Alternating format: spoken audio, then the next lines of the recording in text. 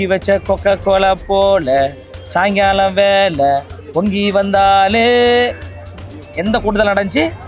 திமுகவினுடைய கூட்டத்தில் நடந்துச்சு. அதே மாதிரி இன்னொரு நிகழ்ச்சியில காவாலான்னு ஒரு பாட்டம். இதுக்கெல்லாம் விளக்கத்தை திமுக கட்சியை சார்ந்தவர்கள் சொல்லணும். பாட்டில் சரக்கு ஒன்ன குடிக்கவா, இது எந்த திராவிடத்துல வருது, எந்த சித்தாந்தத்துல வருது, எந்த தத்துவத்துல வருது?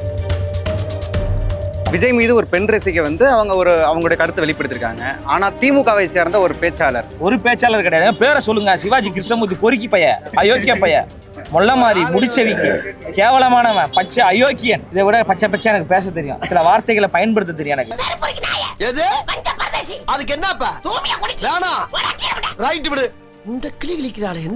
பயன்படுத்தினா அடுத்த 5-6 நிமிஷம் கட்சி விட்டு என்ன நீக்கிடுவாங்க. இப்போ உன்னுடைய நிறுவனத்தின் மீது எனக்கு 1000 விமர்சனம் இருக்கும். என்ன சேனலு? கலர் கண்ணாடி மீது எனக்கு விமர்சனமே கிடையாது. ஏன்னா இதுவே விர்ச்சுவல் வாரியர்ஸ் மாதிரி தான் இருக்கு. ஜனநாயகன் வருமா வராதா? யார் தான் பிரச்சனை பண்ண? ஜனநாயகத்துக்கு ஒரே பதில் தாங்க. 1 மாசத்துல வந்தா தளபதி விஜய் நடித்த ஜனநாயகன் வரும். 3 மாசத்துக்கு பிறகு வந்துச்சுன்னா முதலமைச்சர் விஜய் நடித்த படம்னு வரும். இதை அரசு தான் முடிவு செய்யணும். அண்ணா என்பது 3 எழுத்து, எம்ஜிஆர் என்பது 3 எழுத்து, விஜய் என்பது 3 எழுத்து, விசில் சின்னம் என்பது 3 எழுத்து, அந்த சத்தத்தால் வரக்கூடிய வெற்றி என்பது 3 எழுத்து.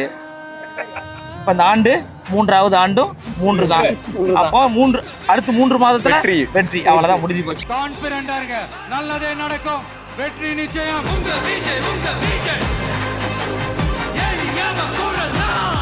தாவேக்காவினர் அரசியல்படுத்தப்படலை, தற்கொலைகள் சொல்லியிருந்தாங்க. ஆனா இன்னைக்கு தாவேக்காமடையில இளைஞர்கள் தான் அரசியல் குறித்து பேசுறாங்க, அரசியல் விழிப்புணர்வு பேசுறாங்க. எப்படி பாக்குறீங்க அது?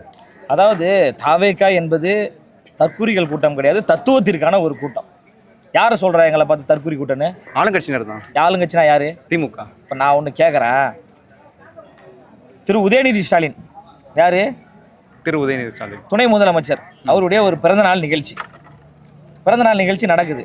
அதில் எம்எல்ஏ, சிட்டிங் அமைச்சர், முக்கியமான ஆட்கள்லாம் உட்காந்துட்டு இருக்காங்க. அப்போ மேடையில் பாட்டு போட்டு நடனம் ஆடுறாங்க. என்ன பாட்டுன்னா, பாட்டில் சரக்க ஒன்று குடிக்கவா, குடிச்சு தண்ணி மேலே தள்ளாடாம நடக்கவா, குளிக்க தொட்டி ஒன்று கட்டவா, கட்டி ரம்மு ஜிம்மு அதில் ஊத்தவா, சாஞ்சிக்கலாமா சந்தோஷமா தான் சாஞ்சிக்கலாமா, குலுக்கி வச்ச கொக்கா கோலா போல சாயங்காலம் வேலை பொங்கி வந்தாலே எந்த கூட்டத்தில் நடந்துச்சு? திமுகவினுடைய கூட்டத்தில் நடந்துச்சு. அதே மாதிரி இன்னொரு நிகழ்ச்சியில காவாலான்னு ஒரு பாட்டு. இப்போ இதுக்கெல்லாம் விளக்கத்தை திமுக கட்சியை சார்ந்தவர்கள் சொல்லணும்.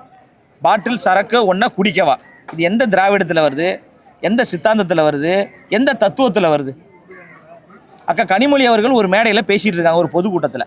நல்லா உச்சக்கட்ட போதையில் ஒருத்தர் கருப்பு கலர் இருப்பார். நான் கரெக்டாக கலரை கூட சொல்கிறேன் பாரு. கருப்பு கலர் பட்டாப்பட்டி டவுசர் போட்டு போதையில் ஒருத்தர் ஏறுறான் மேலே.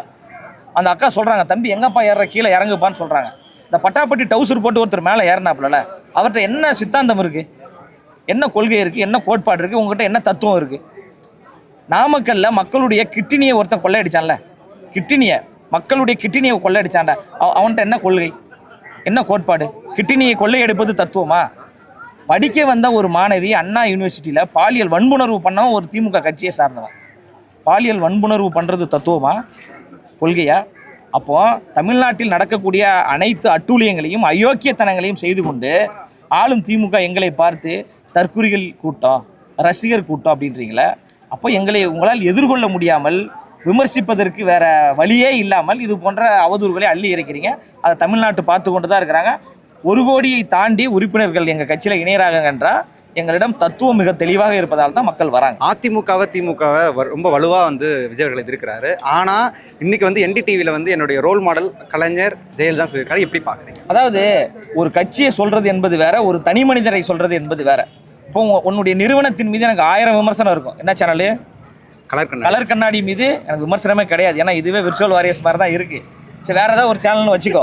அந்த சேனலு 1000 விமர்சனம் இருக்கும். ஆனால் அந்த சேனலில் வேலை செய்கிற உன் மீது எனக்கு விமர்சனம் இருக்குமா? உங்கள்கிட்ட சில குணாதிசயங்கள் இருக்கும். நீ நல்ல பையனாக இருப்ப, 4 பேரை மதிக்கக்கூடிய பையனாக இருப்ப, உங்கள்கிட்ட ஒரு ஆளுமை பண்பு இருக்கும்.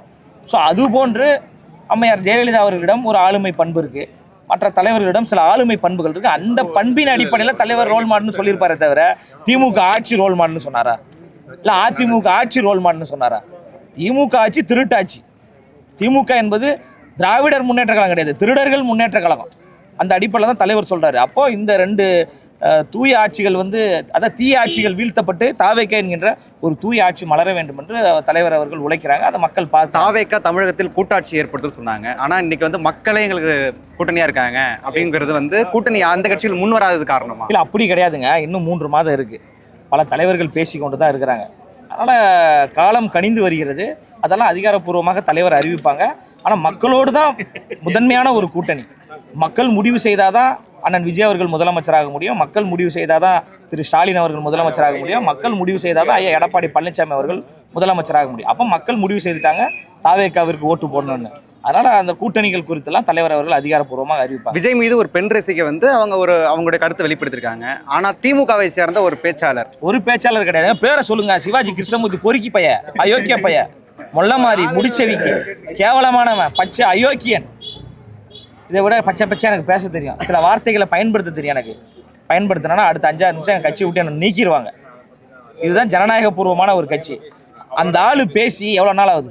இது வரைக்கும் கண்டித்த அந்த கட்சியில் யாராவது ஒருத்தர் ஐயா ஸ்டாலின் அவர்கள் சொல்றாருல, தாய்மார்கள் கொண்டாடும் ஆட்சி திமுக, பெண்களுக்கான ஆட்சி திமுகன்னு சொல்றாருல, வெல்லும் தமிழ் பெண்களா சொல்றாருல ஐயா ஸ்டாலின் அவர்களே, உன் கட்சியை சார்ந்த ஒரு நபர் சிவாஜி கிருஷ்ணமூர்த்தி, அந்த சிவாஜின்ற பேரை கொச்சப்படுத்துறான்ப்பா அந்த பையன், அயோக்கிய பையன்.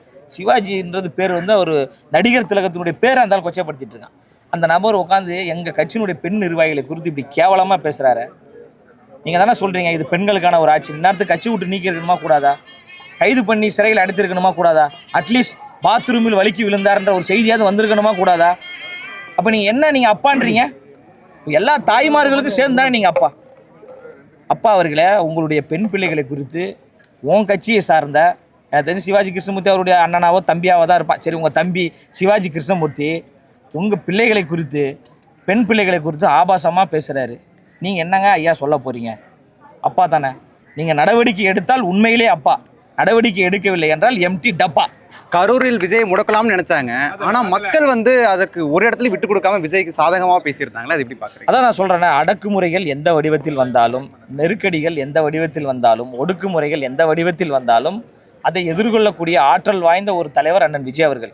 இயற்கையும் இறைவனும் கொடுத்த ஒரு தலைவர் அண்ணன் விஜய் அவர்கள். வரலாற்றில் எப்போதாவது ஒரு முறை தான் இயற்கையும் இறைவனும் சேர்ந்து தன்னியல்பாக ஒரு தலைவனை இந்த சமூகத்தில் கொடுக்கும். அப்படிதான் அண்ணா என்கின்ற ஒரு தலைவனை கொடுத்தாங்க, மக்கள் அதை அரவணைத்து கொண்டார்கள். எம்ஜிஆர் என்ற ஒரு தலைவனை கொடுத்தாங்க, மக்கள் அரவணைத்து கொண்டார்கள். அதன் பிறகு விஜய் என்கின்ற ஒரு தலைவனை இயற்கையும் இறைவனும் கொடுத்திருக்கு, மக்கள் அரவணைத்து கொண்டு ஜனநாயகன் வருமா வராதா? யார் தான் பிரச்சனை பண்ணுறது? ஜனநாயகத்துக்கு ஒரே பதில் தாங்க. 1 மாசத்துல வந்தா தளபதி விஜய் நடித்த ஜனநாயகன் வரும். 3 மாசத்துக்கு பிறகு வந்துச்சுன்னா முதலமைச்சர் விஜய் நடித்த படம்னு வரும். இதை அரசு தான் முடிவு செய்யணும். அவர் தளபதி விஜய் நடித்த படமா வரணுமா இல்லை முதலமைச்சர் நடித்த படமா வரணுமா என்பதை அரசும் காவல்துறையும் ஒன்றிய அரசு தான் முடிவு. ஈரோடு மக்கள் பொதுக்கூட்டத்துக்கு பிறகு வேலூர்ல பண்ண போறாரு. இல்ல, தமிழ்நாடு முழுவதும் பல பகுதிகளுக்கு தலைவர் அவர்கள் போறாங்க. அதற்கான திட்டமிட்ட பணிகள், அனுமதிகள் எப்படி வழங்குறாங்க? தமிழ்நாடு அனுமதி இன்னும் கொடுக்கல. அனுமதிக்கு விண்ணப்பிச்சிருக்கோம், அனுமதி கொடுக்கல. அனுமதி கொடுத்தால் தமிழ்நாடு முழுவதும் தலைவர் அவர்கள் மக்களை சந்திப்பதற்கு தயாராக இருக்கிறாங்க. சட்டத்திட்டங்களுக்கு உட்பட்டு அரசினுடைய அரசமைப்பு சட்டத்தை கடைபிடிக்க வேண்டும் என்று தலைவர் அவர்கள் நினைக்கிறாங்க. சட்டத்தை மீறி செயல்படுவதற்கு 5 நிமிஷம் கூட ஆகாது. தலைவர் அவர்கள் சட்டத்தை மீறி செயல்பட்டார் என்றால் தமிழ்நாடே இயங்காது. அந்த அளவுக்கான எங்கு திரும்பி தமிழ்நாடே தளபதி நாடுங்க. எங்களுக்கான வாக்காளர்கள் எந்த வீட்டில் இருக்கிறாங்கன்னு உங்களால் கணிக்கவே முடியாது. ஒரு தெருவுக்குள்ளே போனீங்கன்னா இது திமுக வீடு, இது அதிமுக வீடு அப்படின்னு சொல்லிடலாம். தாவேக்கா வீடுன்னு உங்களால் சொல்ல முடியுமா? சொல்லவே முடியும். ஆனால் அந்த தெருவே தாவேக்காவாக தான் இருக்கும். ஒரு வீட்டில் 5 பேர் இருக்காங்கன்னா அதில் 3 பேர் தாவேக்காவுக்கு ஓட்டு போடுறதுக்கு தயாராக இருக்கிறாங்க.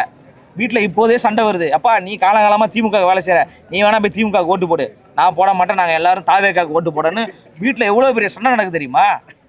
அந்த அளவுக்கு பெரும் புரட்சி ஏற்பட்டிருக்கு. அந்த புரட்சின்னு ஒரு 3 மாதத்தில் நடக்கும் போது 3 மாதத்தில் நீங்களாம் பத்திரிகையாளரை சந்திக்க மாட்டேன்றாருன்னு சொல்கிறீங்களா?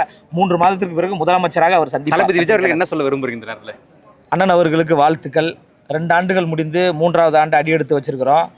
நீங்கள் தைரியமாக இருங்க. உங்கள் பின்னாடி உயிரை கொடுப்பதற்கும் கோடிக்கணக்கான தோழர்கள் நாங்கள் இருக்கிறோம். எங்களை தாண்டி தான் எங்கள் அண்ணன் விஜய் அவர்களின் பக்கத்திலே போக முடியும். அந்த அளவுக்கு நாங்கள் அண்ணனுக்கு பக்கபலமாக இருக்கிறோம். 3 எழுத்து மந்திரம் எப்போதும் பெரும் புரட்சியை ஏற்படுத்தும்.